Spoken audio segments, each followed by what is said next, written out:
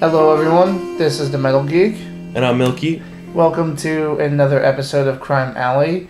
Guys, we're going to have kind of a 2-for-1 special. We're going to have we're going to do a little bit of a podcast on our experience this past weekend at Comic Con. Con special. Exactly. It's going to be Crime Alley presents New York Comic Con or experience or retrospective, either way. But we're going to start with the episode, guys. Now, again, this is going to be 2 separate podcasts, so be sure to check out for the other one as well. Let's again do what we normally do, and guys, turn around right now if you don't want to be spoiled. Okay. Once again, if you have not watched this week's episode of Gotham, now's your chance to turn around, pause us, come back once you've watched the episode. We don't want to spoil anything. With that, let's jump right into it. Arkham. That is the name of the episode, so obviously there was a little bit of a feature on Arkham here. Although I like what they were doing, because it was about what Arkham meant. And a little more background of what the Waynes were doing right before they died. Exactly. Like trying to get a certain projects up and going. And it's actually, I think it's very interesting that Arkham is kind of the center point of this turf war, so to speak. I mean, Falcone is starting to be seen, at least by the other mobsters and gangsters and lackeys even, as being old and weak. And everyone's trying to make a power move to take his land and basically get the old guy out of there and, start their reign of Gotham. Well, in this episode, what's really interesting is you have both Fish Moody and you have Penguin Cobblepot. You have them both kind of playing in the background. They're building up underneath the power, because right now the power is elsewhere, and they're kind of sitting there right under the power's nose. And they're just chilling there. Exactly. Waiting for their move. They're waiting to make their move. But, I mean, right now, in all honesty, I think the one doing the best is Penguin. Yeah, Penguin. I agree. Because he's grown. Really the only person right now that knows who he is and alive in Gotham is Gordon. And, Gordon's not so happy about that. And I feel it's only 4 episodes in, but I feel his character's really grown.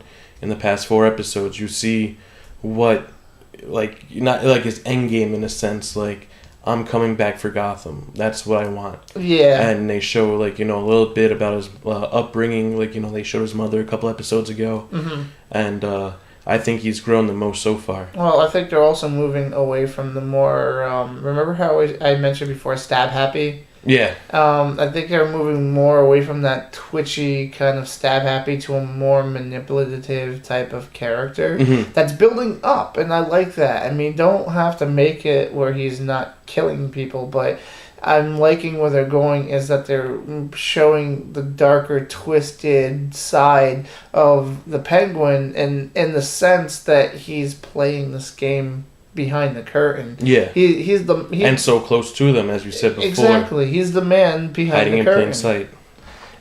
So a lot of great stuff when it came to this turf war. And it really played out very, very well.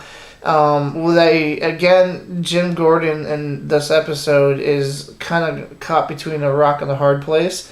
Is that he's trying to do everything he can to be good for the city, but he also has to protect his butt, so to speak, because if he doesn't, And he's abiding by his codes he's set for himself. And exactly. You'll see that later on, with Batman, he does the same exact thing. He brings it right to that point, but he will never, ever go over that point. Exactly, but obviously he's also worried that Falcone, if he finds out that Cobblepot is still alive, is going to come after both of them. Yeah. And that's probably not untrue.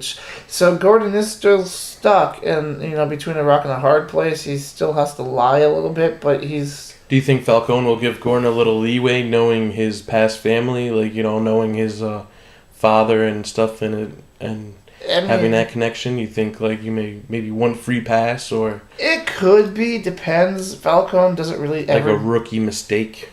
Falcone doesn't really ever do anything unless he knows it's going to benefit him to some degree. Mm-hmm. Now, if he thinks that giving Gordon a pass will put Gordon under his payroll, so to speak, I'll let you pass. I'll let this pass, Gordon, but if I tell you to do something, you do it, and you're going to be my little lapdog, so to speak. I think then, yeah, you might give him a pass.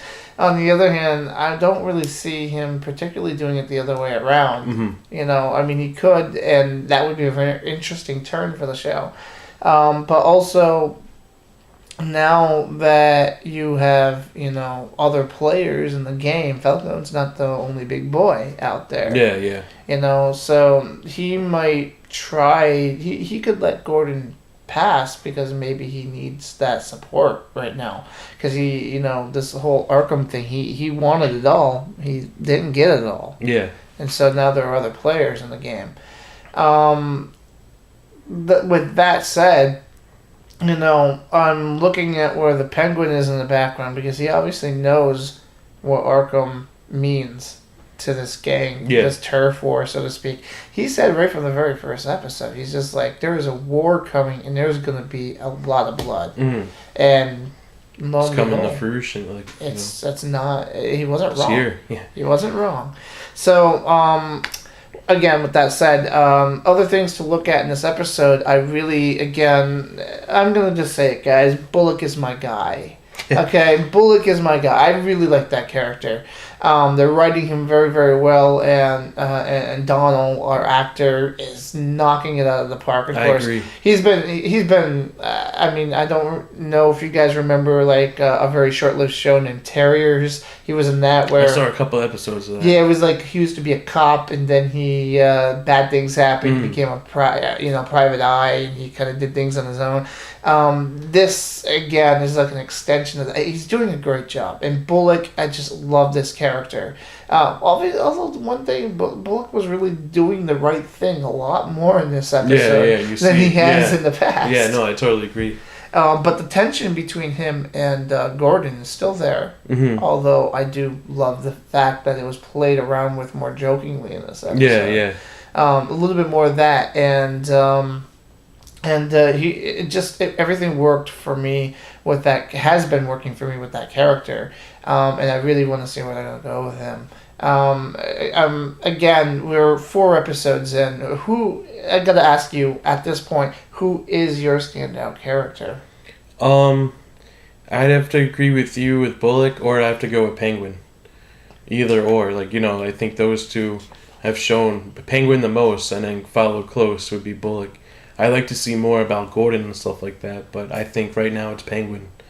I'm not against you whatsoever with the Penguin. If I were to put a number 2 guy underneath Bullock, it would be Penguin. Though that's not to say anything bad about Gordon, because there's some great stuff coming out there.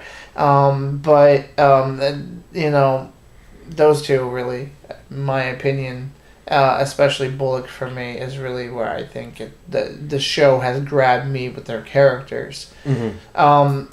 Speaking though of interesting things with Gordon, we talked last week with Barbara how when she was kind of underhandedly trying to get Gordon to talk about Cobblepot without actually bringing it up. Yeah. And she mentions, could you kill and stuff like that, and he just says, "Do you believe that of me?" And she's like, "No." And there was a great moment, but then in this episode, she left that all behind because she started getting very. She was just like, "Who's Cobblepot? If you don't tell me who Cobblepot is," and she became fascinated with it, really. I mean, I don't know, but it felt a little off to me because the character was squarely at the end of the last episode, in my opinion. Oh yeah, I see what you're saying. She was with Gordon, thinking about it. Yeah, and now she was cool with it. Now she's like, either you tell me everything or I'm walking, and I'm just like, where did that come from? Yeah. I mean, if I have one complaint about the episode, it's that. Because I really have no other complaints. In fact, one of the things I thought they did beautifully in this episode is they finally got the comic book cheese to work with the grittiness. Yeah, the only nitpick I have is, were you talking about the girl fight or no? Well, that was a little out of place. The girl fight, I think, was poorly choreographed. Yeah, it was just like, I didn't think it was needed. I'm not even really, to be 100% sure, to be 100% honest, I'm not even really sure what this whole thing is about. Yeah. It's I need a weapon, but she's gonna sing. Yeah. I'm just like, okay, well, go get your Joker. You can have your comedian, and then you get a weapon. Yeah. But it was a little off. That I will give you that one moment was definitely off. But a lot of the humor worked. Yeah, it did. That was my only really complaint. And it didn't feel off, at least humor wise. Especially when when they draw the gun on the lady in the office, and she's like, "It was just a couple of staples." Yeah. That's pretty funny. Yeah. I didn't think it would be a problem. Yeah, that was pretty funny. And that was hilarious, and I actually laughed my I laughed my ass off on that one. Yeah, that's pretty. So and his weapon was pretty cool. Oh yeah, that was pretty badass. But it was also pretty predictable too. I mean, when they put it up to I knew it was gonna stabbed.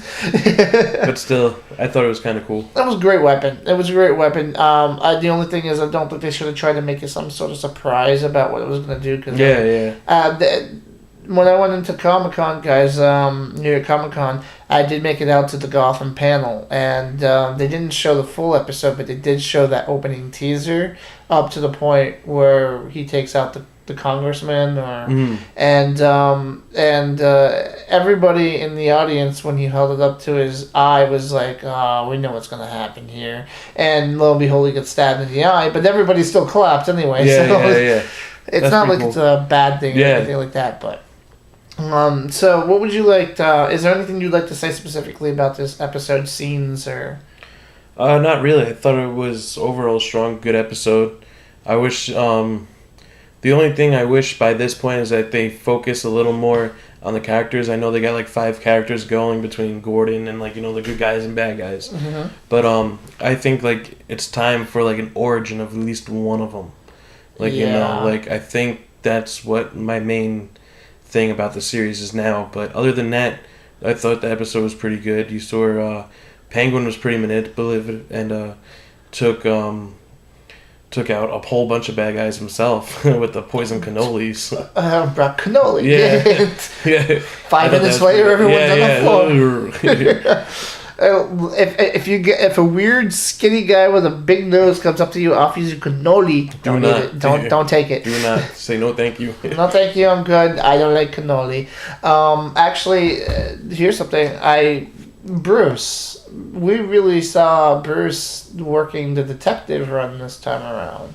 Mm-hmm. A 12-year-old Bruce, and he's going through the files of Arkham and trying to figure out what's going on, and he clearly understands that what's happening is not right. Yeah. And I totally agree with that. That he's becoming more conscious. He is, but he's also got that. He's like, my parents' legacy is dying in front of me, and I can't stop it because we had to compromise. Mm-hmm. And Gordon is saying sometimes you have to make this compromise in order to save lives. Mm-hmm. And the way Bruce was, he was angry. Yeah. I mean, we know he's an angry kid because of what happened to his parents. But I mean, this is just clearly we can see that This is definitely a moment that I can see as a definitive moment towards the creation of the Bat. Mm-hmm. On the road, yeah. Yeah, it's one of those bullet points that you can really go, this is one point where the Bat started. And he's still honing in on his detective skills. He's getting that from Gordon, that aspect of his discipline and training. Absolutely. And I also like the fact that while Alfred felt a little off about everything, he was letting Bruce go ahead and do what he had to do. I think he was largely doing it because he thought maybe it would help Bruce heal if he could go through these files. If he does it, sooner or later he'll just stop. Hopefully. But of course he doesn't. No, of course not. But I mean, and there's nobody on the front line more so than Alfred, because Alfred's got to be the butler to Bruce Wayne, and he's going to be the butler to Batman. Could you put that on your resume? I was Batman's butler, Slash father. Father figure anyway. Yeah. But I really, again, that was a great point, and I do like the fact that they haven't really dropped the Gordon-Bruce relationship. It's still there, still active, and I fully believe, in fact, again, at New York Comic Con, during the Gotham panel, the question did come up that, if Bruce and Gordon are getting this close now, would it really be a surprise? Basically my question or whatever I had a couple episodes exactly. ago.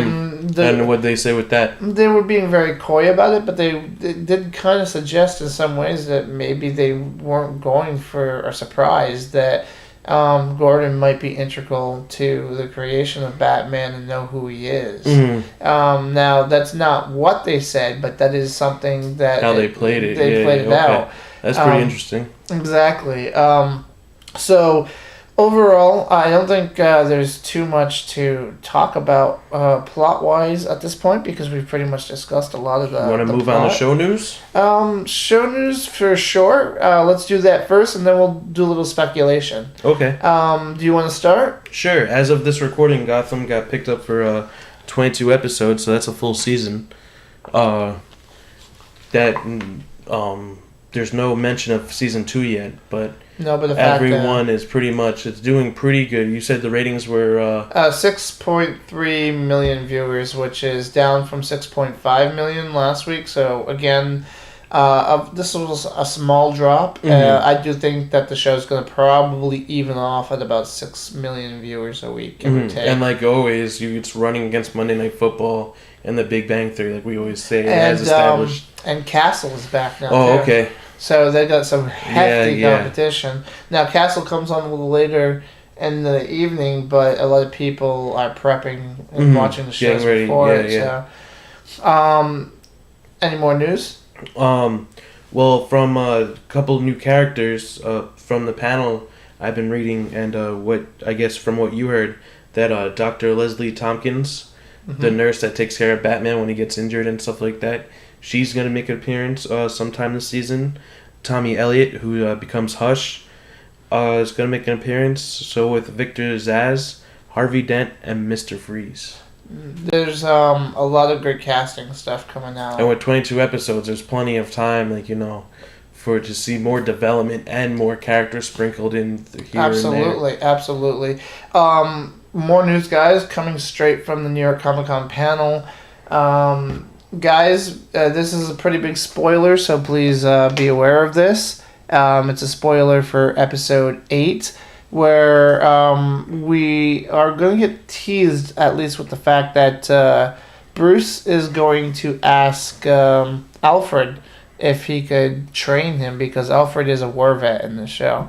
Though whether the answer is yes or no, I don't know. The creators at the panel did not reveal that. But we do know that he's at least going to ask him. I like to speculate that at first he's going to say no.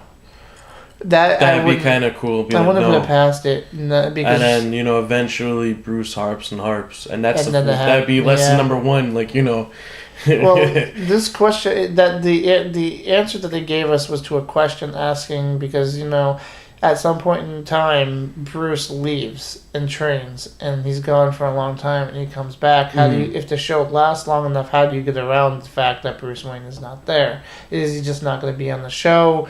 What the case is, and then we get that juicy spoiler about Alfred, which could possibly, but maybe not, we don't know, but could end up, taking over. And from what we've seen in previous incarnations, like the comics and the movies, that he doesn't leave until he's late teens, early 20s, and then he doesn't return till later, mid-20s, later 20s, early 30s, really. Yeah, it was definitely late 20s, at least. And that does mean that if they did take it that route on the show, he would be gone for a while. So they might be using Alfred as a way to keep Bruce on the show and have him still train. He might, it's not unfeasible that the season finale for one season has Bruce leaving, and then the season premiere has him coming back, and 3 years have passed. Yeah. That's not something that they could. Yeah, and it's that's not something TV, that they so it's not would out say of the no realm. to. Yeah. It's not out of the realm of possibility. Exactly. The last bit of news I'd like to point out here, again, straight out of the New York Comic Con panel, is that the creators, while the show, whether what happens, storyline will be dictated by how long the show lasts, the creators have gone on record saying that they do have a storyline that is big enough and long enough that it could go all the way through to Batman putting on the suit. Oh, that's pretty cool. Of course, that would mean that the show would likely have to get between 8 and 10 seasons for that to happen.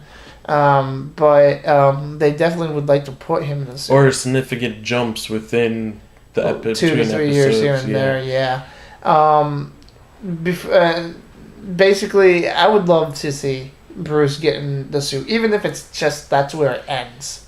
I could see it ending where he finds a cave, and then that's when, it just all connects, and he's always in the cave. Then pan to the moon shot, and you see Batman with his cape flying in the air. Speculations. Would you like to start off with speculations? I mean, we did get a few in there with the news, but yeah, I think with some. I hope with if they're gonna go with Tommy Elliott becoming Hush, I hope he's Bruce's age, or they reference him having play dates or whatever with him, because in the comics when Jim Lee and Jeff Loeb introduced him, he was Bruce's age. He hung out with Bruce. He was a childhood friend. So you would like to see it stay? No, I definitely agree with you there. Speculation-wise, for me, is, we've been talking about this one for the last 3 podcasts, and I'm going to go ahead and just say it again. My speculation is that by the end of Season 1, we either have Fish Moody or we have the Penguin in power. I think that could really be something that's going to happen at this point, because it's really starting to play out big time already. Then who do you think is going to take out Falcone? Man, that could be any number of things, depending on how the show wants to go. If it came down between Mooney or Penguin, who do you think? To be honest with you, I'd like to see it be Moody, because if anyone's affected by Falcone the most, it's Moody. And while I would like to see the Penguin take him down and be like, I'm the ultimate power because I just took out the ultimate power, ultimately, Moody has more at stake at this, because she's legitimately Falcone is she's old. the one. She's third in line, and she can't get out. Two crime families, and she can't get out from under her stomach. I like to jump off of your idea and say that it'd be kind of cool if Penguin takes out them in one shot, Mooney and Falcone. Wow, in one shot, because he's doing pretty bold and daring things right now. He hid in the freezer with half the money while his crew took the other half. Yeah. And then he ended up killing his crew at the end and taking all the money, like a Joker-esque moment. That was an excellent moment. But the difference between Joker and Penguin is Joker doesn't give a crap about the money. No, he just does Penguin's it because all about the greed and the Penguin's the money. The Joker is I did it for the hell of it. Yeah, I did it for a laugh. I did it for a laugh. Here, in fact, he's done it before, especially in the Burton movie where he just drops all the money. Of course, it was Joker money. Joker money. Yeah. But so that was definitely a well played move by the Penguin. I still think that in the end it's going to come down to either Moody or no, I totally agree. That's pretty again, moving on a little bit further. We have yet to rate our episode, so I'm going to go ahead and... before we go any further, first episode without Selena Kyle. Oh, yes, absolutely. You're right. We definitely... I just thought of that now. In fact, not even a mention as far as I can tell. So that was definitely an interesting... So she probably skipped off a little Penguin-esque while she'll be she's probably... out of town for a minute or two, then come back. She'll probably be back in next episode. She's hanging out somewhere in the alley with some cats and drinking some milk. Yeah. Going meow, you know how it goes. Running across the rooftops. But in any case, the one thing I have to say is that this episode is the first solid 4 out of 5 batarangs. I agree. This was a really good episode. You see a little more of the players, and you see a little more clear picture. And by the 4th episode, they do have that mix. Absolutely, and what's so great about it is that this is the first time that it really felt like the comic book moments were gelling with the gritty crime drama, minus, as you pointed out, that cat fight, the girl fight at the end. It's just, I think a lot of that came down to poor choreography. And, it just felt a little out of place. Like, I didn't think there was a need for it. Yeah. I mean, I get that. Like, I guess they're just trying to show how badass Fish is. Moody, yeah. I mean, and it's like, you're just gonna randomly let you two fight it out for me. Yeah. And personally, I would have been a better move storyline wise for me at least. Is if Fish had one of her lackeys just put a bullet in one of their heads. You know, I mean, I get that they wanted to play that. Oh, I'm kind of like undecided. So you guys have the opportunity to make it happen. But if you're gonna go that route, you gotta really. I thought it was just a little rip off of the Joker in the Nolan movie, where he hands him the pool stick. Yeah, and then just a little rip. Like, you know, I felt like not as well done in the show, unfortunately. But again, the one thing I gotta point out is the look of the show is so phenomenal. Yeah, it's pretty cool. I love the look of this show. If there's anything in the world about this show I can never complain about, is what it looks like, because it is such spot on for Gotham. And the map was pretty reminiscent of the Arkham games. Yeah. With the Arkham City map, like, you know, it was kind of cool. Well, same. Exactly, and that was really it's a nice little nod, and there's plenty of nods in this show, and I love that fact. But you mentioned Arkham. We didn't really get inside of it much, but what did you think of the look of Arkham on the show, at least for what we did see? I think it looks pretty cool. I think it has potential. It has like the classic gothic, dark Arkham look.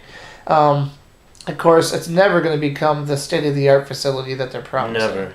It's just... Unless Wayne dumps his money into it, and it'll be all funded, like, you know, Wayne Tech and stuff like that. It's true. I mean... As of now, it's not going to... But... They break out every other day. But right now, Bruce is kind of against it, largely just because of the circumstances. Brought it out. So we'll have to see how that plays out with Bruce.